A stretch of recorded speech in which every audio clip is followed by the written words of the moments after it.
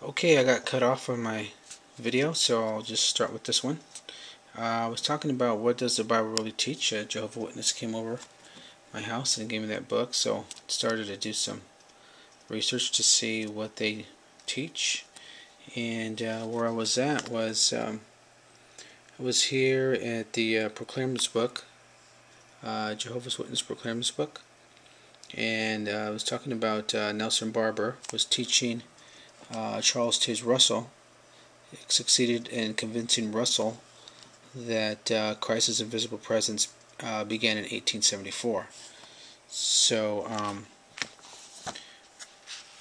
now they teach 1914, but I got this book here to study the Finished Mystery and a prophecy book and a couple of other books.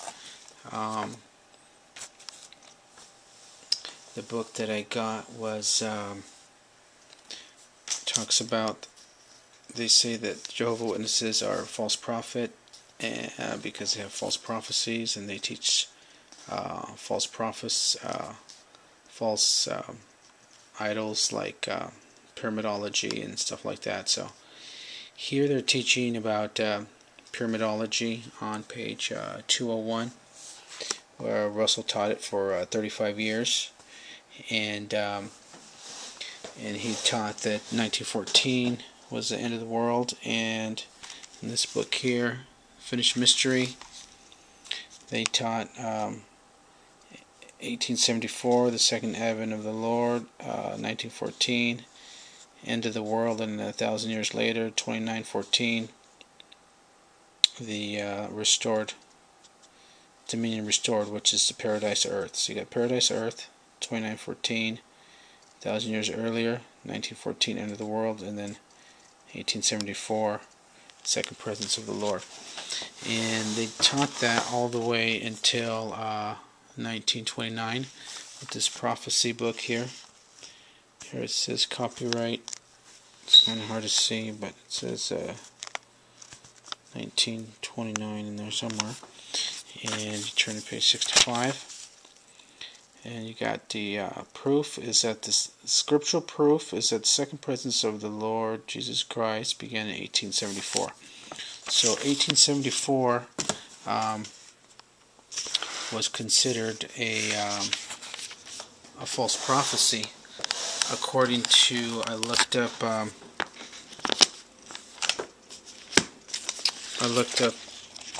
in the back of the Proclaimers book. They have this lawyer named Hayden Covington.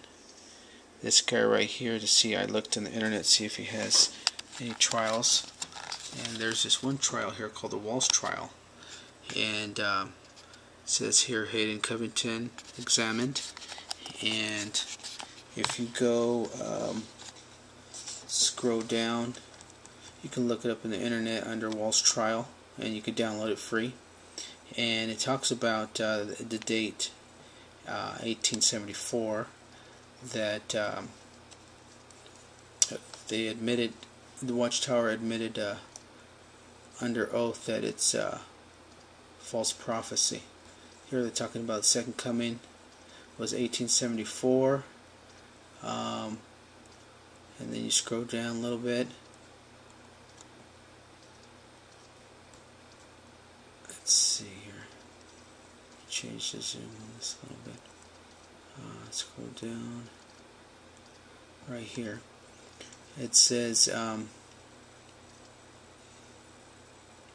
the unity based upon the enforced acceptance of a false prophecy that is considered to be true. And the person who expressed his view, as you say, that it was wrong and was disfellowshipped would be in breach of the covenant if he was baptized. That is correct. And as you said yesterday, expressly would be worthy of death. And then he says, I think. Would you say yes or no? I will answer yes, unhesitantly. Do you call that religion? It certainly is. Do you call that Christianity? I certainly do. So what he's talking about here is that a person was disfellowshipped if he believed the 1874 date, and he had to say it was true, even though even though they admitted under oath that it was false. And I was just wondering if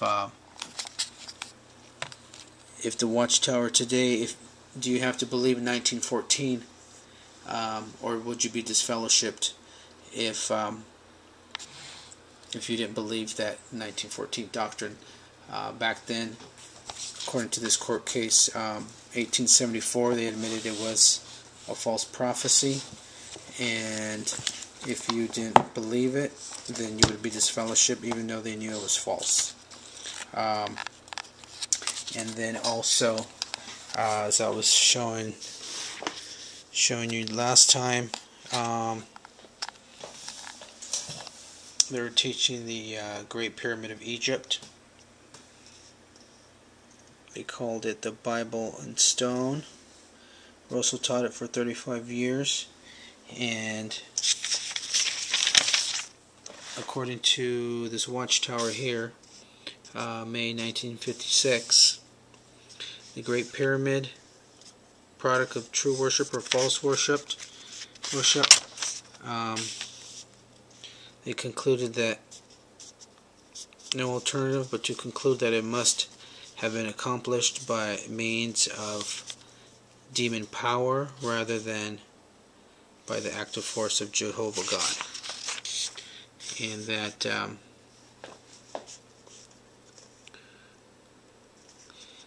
engaging in the true worship, let's see, it certainly was not built by those engaging in true worship of Jehovah God, but those devoted to astrology, a manifestation of devil religion. So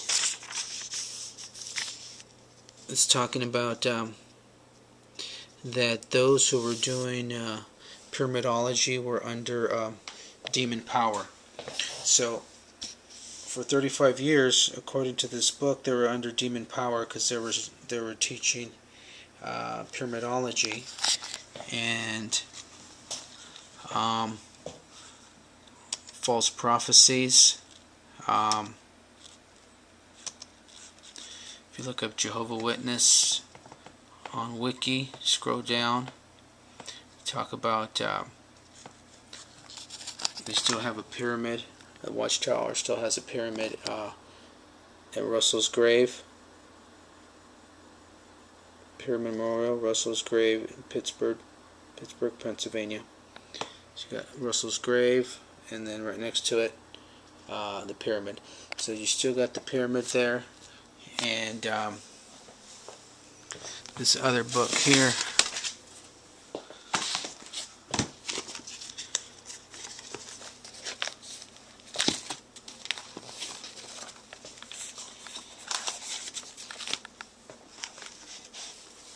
This other book here, this one is called Thy Kingdom Come, Watchtower. They're talking about God's Stone Witness and Prophet, the Great Pyramid of Egypt. So, according to this here, you got a false prophet here, and you got a false witness here.